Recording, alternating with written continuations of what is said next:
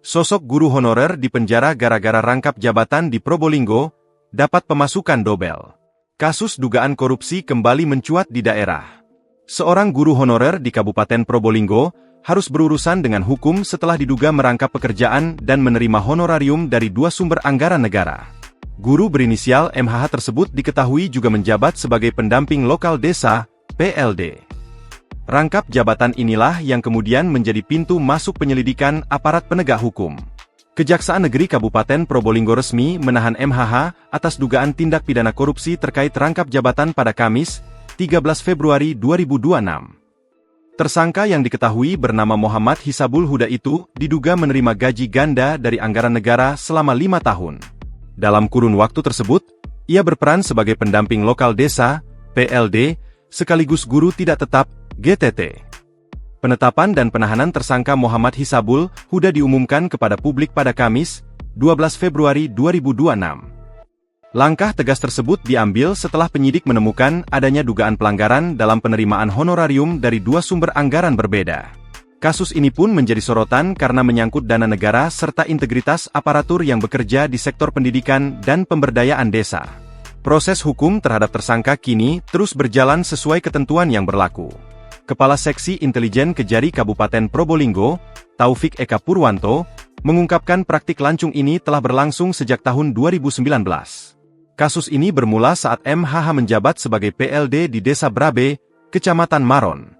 Berdasarkan kontrak kerja dengan Badan Pengembangan SDM dan Pemberdayaan Masyarakat Desa, Daerah Tertinggal, dan Transmigrasi, MHH menerima honorarium serta biaya operasional sebesar Rp2.239.000 per bulan.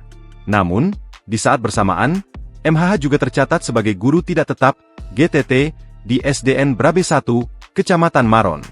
Sebaliknya, kontrak sebagai GTT juga melarang pengajar terikat kontrak dengan instansi lain yang menggunakan anggaran negara. MHH diduga mengabaikan aturan tersebut dan tetap menjalankan kedua pekerjaan itu secara bersamaan demi meraup keuntungan pribadi.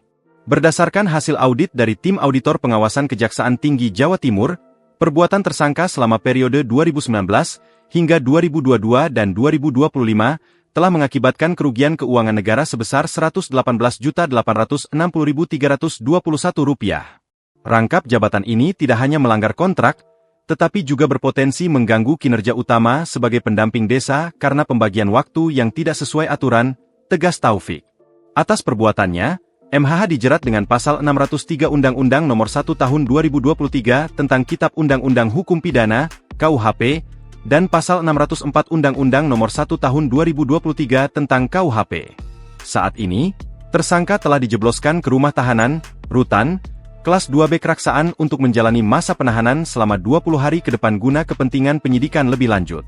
Fichkar menerangkan, dalam hukum pidana suatu perbuatan dapat dikategorikan sebagai korupsi apabila memenuhi unsur perbuatan melawan hukum dan menimbulkan kerugian keuangan negara, disertai unsur kesengajaan. Namun, menurut Abdul Fichkar, dalam kasus ini penerimaan gaji tersebut tidak serta-merta dapat dianggap sebagai korupsi. Tidak ada dasarnya sama sekali dikualifikasi sebagai korupsi. Ini hanya pelanggaran administrasi, ujarnya. Download Tribun X sekarang, menghadirkan lokal menjadi Indonesia.